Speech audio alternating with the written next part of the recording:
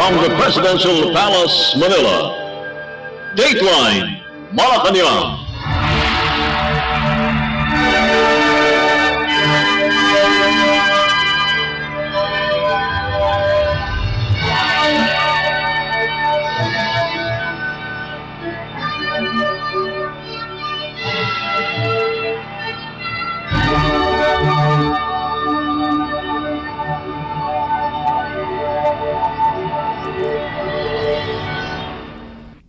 Good day. This is Dateline Malacañang. Philippine President Ferdinand R. Marcos Jr. on Monday urged the Department of National Defense or DND and the Armed Forces of the Philippines or AFP to bring back the allocation of its men in order to effectively respond to current geopolitical challenges, especially in the future.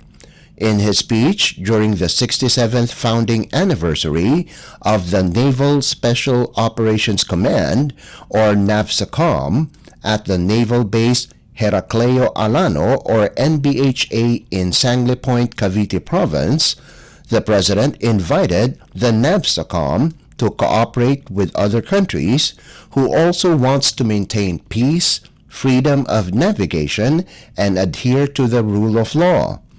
As the AFP's Commander-in-Chief, President Marcos made an assurance that the administration is committed to strengthen the NAVSOCOM's capabilities through the acquisitions under the revised AFP Modernization Program.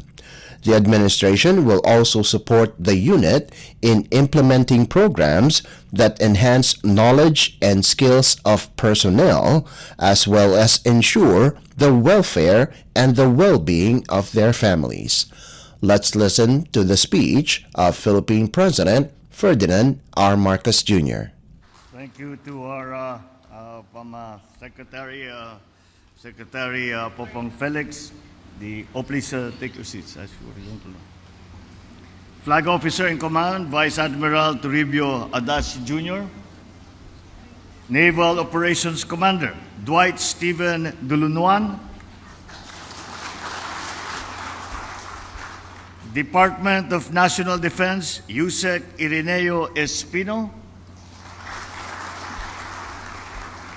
Another old comrade from the old days. Cavite City Mayor, Denver Chua. The officers, enlisted personnel, the awardees, and members of the NAVSOCOM, fellow workers in government, distinguished guests, ladies and gentlemen, good afternoon.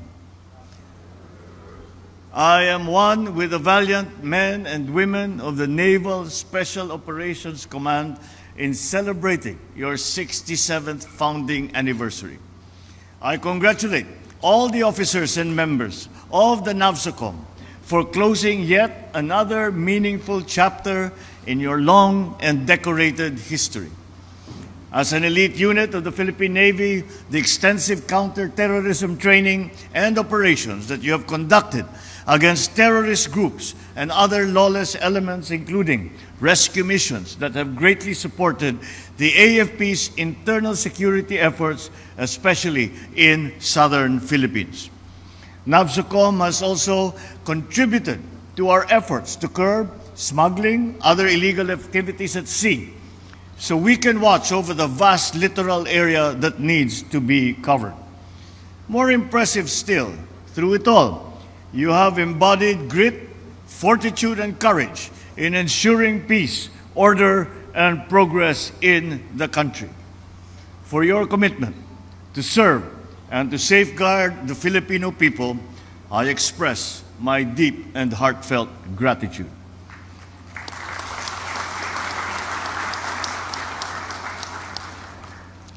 As we move now from focusing on ensuring internal security for the country, we now have to bolster the country's external defenses. And I exhort the DND and the AFP to maximize and strategically review the deployment of our forces to ensure that their strategies remain responsive to the current and future geopolitical realities. Let us also continue harnessing the skills of our specialized units in preparing for all contingencies.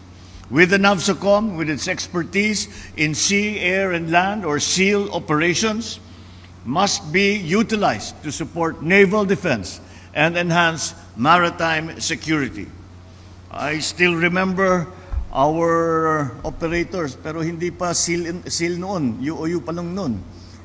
They were the members of the Underwater Operations Unit na sumasama sa amin kapag kami lumalakad. And I have met many of them, nag-uusap kami ng matagal, and I very well understand the high standards that are set by the then UOU, now SEAL, now NAVSOCOM, for the elite operators of NAVSOCOM to be able to fulfill their mission.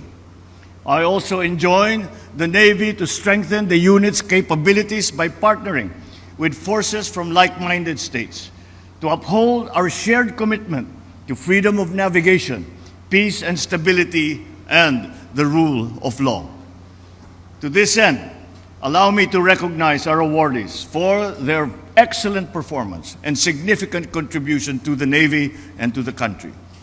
I urge you to continue honing your skills and serve as exemplars, not just as NAVSOCOM personnel, but as public servants. Rest assured that this administration remains firm in its commitment to strengthen NAVSOCOM's capabilities to the acquisition under the revised AFP modernization program. We will likewise support you in implementing programs to enhance your knowledge and skill, as well as ensure your welfare and, equally important, your family's well-being. Together, let us bring stability, peace, and prosperity in our lands and in our seas, all the while standing as a wellspring of hope to our present and our next generations. Malaki po ang papel na ginagampanan ng inyong institusyon sa pagsulong ng isang bagong Pilipinas sa ating panahon ngayon. Inaasahan ko ang inyong patuloy na pakikilahok at suporta sa adhikaing ito. Muli, binabati ko ang NAVSOCOM sa pagdiriwang ng inyong ika-67 anibersaryo. Mabuhay kayong lahat, mabuhay ang NAVSOCOM, mabuhay ang Armed Forces of the Philippines. Philippine President Ferdinand R. Marcos Jr. Dateline Malacañang. Philippine President Ferdinand R. Marcos Jr. on Monday announced that the implementing rules and regulations, or IRR, of the Maharlika Investment Fund, or MIF, has been finalized. Senior Undersecretary Elaine Masukat and Undersecretary Rodolfo John Robert Palatao IV of the Presidential Management Staff, Undersecretary Leonardo Roy Cervantes of the Office of the Executive Secretary, Government Service Insurance System General Manager Jose Arnulfo Veloso, and Office of the Presidential Advisor for Investment and Economic Affairs Rafael D.C. Consing Jr. were present during the finalization of the IRR. Representatives from the Bureau of the Treasury, or BTR, Office of the Deputy Executive Secretary for General Administration, and Office of the Deputy Executive Secretary for Legal Affairs also witnessed the finalization. Last month, President Marcos ordered a further review of the fund's IRR. In an October 12 memorandum signed by Executive Secretary Lucas Bersamin by the authority of the President, the BTR, in coordination with the Land Bank of the Philippines and the Development Bank of the Philippines, was directed to initially hold the implementation of the IRR of Maharlika pending further study thereof. Signed into law on July 18th, the MIF was established to optimize national funds by generating returns to support the government's economic goals laid out in the medium-term fiscal framework, the 8-point socio-economic agenda, and the Philippine Development Plan 2023 to 2028. The MIF will be used to invest in a wide range of assets, including foreign currencies, fixed income instruments, domestic and foreign corporate bonds, joint ventures, mergers and acquisitions, real estate, and high-impact infrastructure projects that contribute to the attainment of sustainable development. Before leaving for the Association of Southeast Asian Nations Gulf Cooperation Council Summit in Riyadh, Saudi Arabia last month, the chief executive emphasized that the operationalization of the MIF will push through before year-end. Dateline Malacañang. The Department of Migrant Workers, or DMW, said that a total of 64 overseas Filipino workers, or OFWs, from Israel are home this week. The fifth batch of repatriates, composed of 22 OFWs and an infant, arrived Monday via Etihad Airways Flight EY424 at the Ninoy Aquino International Airport, or NAIA Terminal 3. The cremated remains of Mary Grace Prodigo Cabrera, a native of Iloilo Province, was accompanied by her sister, Mary June Prodigo, who also works as an OFW in Israel. The next group of 42 will be home by Tuesday. In an interview, DMW Officer in Charge, Undersecretary Hans Leo said that 19 of the returning OFWs are caregivers, while the remaining 3 are hotel workers. Cabrera, the daughter of her 95-year-old ward, and the daughter's former husband were abducted by the terrorist Hamas group on October 7th. The OFW's body was found on October 19th. Her urn will be laid to rest in their hometown in Maasin, Iloilo Province. Israeli Ambassador to the Philippines, Ilan Flus, Kakdak, Overseas Workers Welfare Administration, or OWA Chief Arnel Ignacio, and other senior officials of concerned government agencies welcomed the repatriates. To date, 141 OFWs and 5 infants have returned from Israel. Flus thanked the OFWs for staying with their employers despite the dangerous situation. He said Filipinos and Israelis have the same values, making it easier for OFWs to blend in and adapt. Kakdak assured the returning OFWs of a whole-of-government approach in providing them assistance. He said they were mandated by President Ferdinand R. Marcos Jr. to look after their welfare and ensure their safety. The repatriated OFWs will receive 50,000 pesos in financial assistance from the DMW, 50,000 pesos from OWA, 20,000 pesos from the Department of Social Welfare and Development, or DSWD, livelihood assistance from the National Reintegration Council and OWA, medical and psychosocial checkup from the DSW and the Department of Health, and training vouchers from the Technical Education and Skills Development Authority. Dateline Malacañang. President Ferdinand R. Marcos Jr.'s 12 priority measures he enumerated in his last State of the Nation Address, or SONA, was approved on Monday by the Senate with 23 affirmative votes, 0 negative, and no abstentions. Senate Bill Senate Bill number SBN 2426, or known as the Tatak Pinoy, or in English, Proudly Filipino Bill, mandates the formulation, financing, implementation, monitoring, and evaluation of comprehensive and multi-year Tatak Pinoy Strategy, or TPS. It will also require the government agencies to collaborate with the private sector to ensure that all the strategies and interventions introduced would be focused on the expansion and diversification of the productive capabilities of local enterprises. The TPS will be continuously improved upon by a Tatak Pinoy Council that will be led by the Socio-Economic Planning Secretary as chairperson and the Secretaries of Trade and Industry and Finance as vice chairpersons.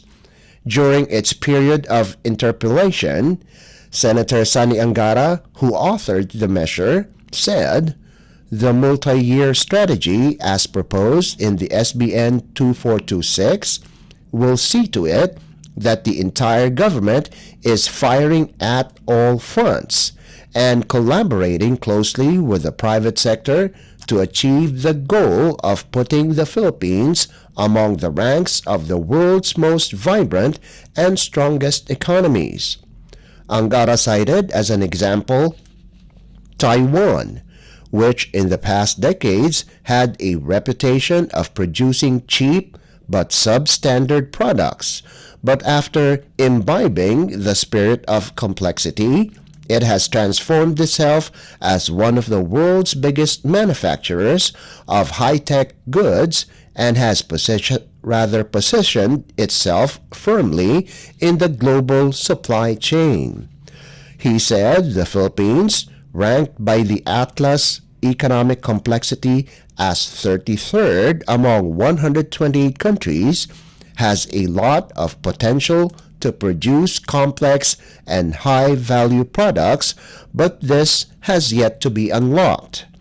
Tatak Pinoy also calls for close collaboration between the government and the private sector to achieve a common goal of equipping and enabling Filipino industries and services to become more productive and competitive, producing more complex and higher quality goods. It also calls for becoming an integral part of the global supply chain, providing high-paying, quality jobs for Filipinos and making the economy more vibrant. It likewise aligns with the Philippine Economic Development Plan 2023 to 2028 and the new Philippine Export Development Plan, which Angara said are the building blocks to achieve strong economic growth. Dateline Malacañang. Philippines National Security Council, or NSC, on Monday said that they have yet to monitor any threats or destabilization plots against the administration of President Ferdinand R. Marcos Jr. In an interview, NSC Assistant Director General and spokesperson Jonathan Malaya said that based on the monitoring of their security sector, the police, Armed Forces of the Philippines, or AFP, there is no such destabilization plot.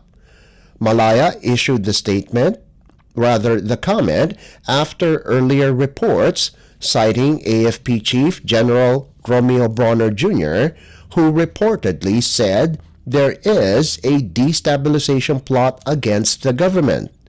He also added that Bronner's remarks were taken out of context. Malaya also assured the public that the NSC will not allow such threats to succeed. Earlier, NSC Chair and National Security Advisor Eduardo Años said Bronner was misquoted or misinterpreted by the media while he was talking to the troops in Zamboanga City. He said the Marcos administration's trust rating remains high, which means that the people are satisfied with the performance of the government in delivering services to the people and addressing all concerns and issues, including protecting the country's sovereignty, sovereign rights, and jurisdiction in the West Philippine Sea. Dateline Malacañang. Finally, the Philippines inflation, next story, the Philippines inflation or the movement of prices of food and services in the country slowed down in the month of October. According to Philippine Statistics Authority or PSA chief and national statistician Claire Dennis Mapa, the inflation rate last month went down to 4.9%. Way lower than the 6.1% headline inflation last September. This is also lower than the forecast range of the Bangko Sentral ng Pilipinas or BSP, which is between 5.1% and 5.9%. Because of this, the average inflation from January to October is at 6.4%. The PSA explained that part of the reason why inflation slowed down for the month is the drop in prices of food and non-alcoholic beverages, which is at 7% this October compared to the 9.7% inflation in September. In particular, prices of vegetables and rice slowed down for the month. Mapa said prices of regular milled rice in the country went down to 45 pesos and 40 centavos per kilo this October, from the 47 pesos and 50 centavos selling price in September, while well-milled rice also went down to 51 pesos per kilo from 52 pesos and 70 centavos last September. Dateline Malacañang. Of National Defense or DND Secretary Gilbert Chodoro and United States Deputy Chief of Mission to the Philippines Robert Ewing on Monday led the dedication ceremony of the newly repaired Basa Air Base runway in Florida Blanca, Pampanga Province. The 1.3 billion peso project is the biggest Enhanced Defense Cooperation Agreement or EDCA project in the country. Primary guests of the activity were Armed Forces of the Philippines or AFP Chief of Staff General Romeo Bronner Jr., Philippine Air Force or PAF Chief Lieutenant General Stephen Pareño, and U.S. 7th Air Force Pacific Air Forces Commander Lieutenant General Scott Plews. According to PAF spokesperson Colonel Maria Consuelo Castillo, the rehabilitation of the runway has been completed since last year. Castillo said that because of the reinforced concrete and structure, heavy airplanes like cargo planes from the PAF can use the runway. The runway is now safe to use when doing maneuvering practices and operations of planes, especially during times of calamities. Dateline Malacañang. We conclude our program. We would like to invite everyone to come and visit our Facebook page at Radyo Pilipinas World Service. You will be able to hear and view our Filipino and English programs, including news updates here in the Philippines. Kindly subscribe, like, and share our post as well. And that concludes this edition of Dateline Malacañang. For Radyo Pilipinas World Service, this is Leo Magpayo. Good day and stay safe. From the Presidential Palace, Manila, Dateline Malacañang.